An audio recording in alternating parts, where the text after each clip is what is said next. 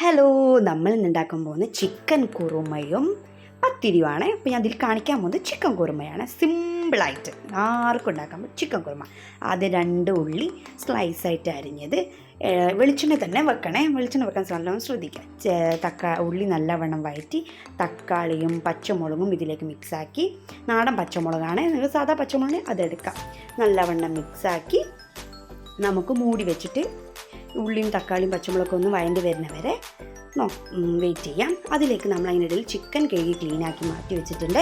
തേങ്ങാപ്പാലെടുക്കാൻ ഒരു തേങ്ങയുടെ പാലാണ് എടുക്കുന്നത്. തേങ്ങാപ്പാലാണ് നമ്മൾ ചിക്കൻ കറി വെക്കുന്നത്. അന്നേരം ചിക്കൻ കറിയിലേക്കുള്ള തേങ്ങാപ്പാൽ നമ്മൾ എടുത്തിട്ട് നമ്മൾ ഈ സാധനങ്ങളൊന്നും ഒഴിവാക്കുന്നില്ല കേട്ടോ, തേങ്ങേണ്ടതല്ലേ. അതെല്ലാം നമ്മൾ മിക്സാക്കി ഇഞ്ചി വെളുത്തുള്ളി നമ്മൾ ലാസ്റ്റാണ് ഇടുന്നത്. കാരണം എന്താ വിചാരിച്ചാൽ ഈ തക്കാളിയും ഉള്ളിയും വയറ്റിന് മുന്നേ നമ്മൾ ഇഞ്ചി വെളുത്തുള്ളി ഇട്ടാൽ അതിൻ്റെ എന്താ പറയുക ഒരു ടേസ്റ്റ് പോയി പോകും.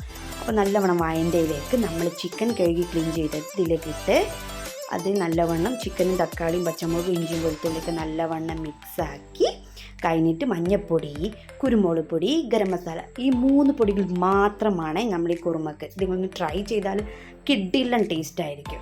നല്ലവണ്ണം മിക്സാക്കി നമുക്ക് മൂടി വെച്ച് വേവിക്കാം. വെന്ത് കുറച്ചൊന്ന് ചിക്കൻ വെള്ള കളറായി കഴിഞ്ഞാൽ നമുക്ക് 2ാം പാൽ ഒഴിച്ച്, ഈ 2ാം പാലാണ് ചിക്കൻ നല്ലവണ്ണം വെന്ത് നല്ലവണ്ണം എണ്ണ തെളിഞ്ഞ് വരുന്നവരെ വേവിക്കാം. ചിക്കൻ ഉടഞ്ഞൊന്നും പോവില്ല. ആ തേങ്ങാപ്പാൽ വെന്ത് ഉപ്പിടാൻ മറന്നുപോയെ, ഉപ്പും കൂടി ചേർത്ത് നല്ലവണ്ണം മിക്സാക്കി നമുക്കിത് മൂടി വെക്കാം.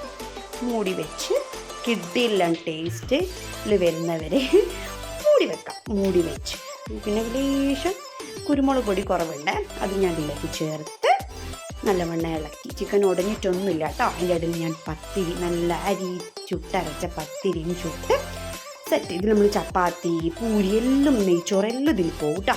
ഇതാ കുറുമയിലുള്ള എണ്ണയൊക്കെ നല്ല ചിക്കനൊക്കെ നല്ല തെളിഞ്ഞ് വന്നു. അതിലേക്ക് നമ്മൾ 1ാം പാൽ മാറ്റി വെച്ച 1ാം പാലും കൂടി ഒഴിച്ച് സെറ്റാക്കി. അപ്പോൾ നല്ലവണ്ണം ഇളക്കി റെഡിയാക്കി കഴിഞ്ഞ് എന്താ കുറുമ കണ്ടില്ലേ, കുറാ നിൽക്കുന്ന കുറുമ. ഇതൊക്കെ നമ്മൾ മല്ലിച്ചപ്പ് ഇട്ട്, പുതിനയില മല്ലിച്ചപ്പാണ് ഇടേണ്ടത്, പുതിന യൂസ് ചെയ്യരുത്. മല്ലിച്ചപ്പ് ഇട്ട് ആ കുറുമ കണ്ടാൽ നെയ്ച്ചോറൊക്കെ പാഞ്ഞു വരും. കിഡിലൻ ടേസ്റ്റാണ്. നിങ്ങൾ എന്തായാലും ട്രൈ ചെയ്ത് നോക്കണേ, കമൻറ്റ് പറയണേ. ഇത് ഉണ്ടാക്കി നോക്കിയിട്ട് കമൻറ്റിൽ എന്തായാലും പറയണേ.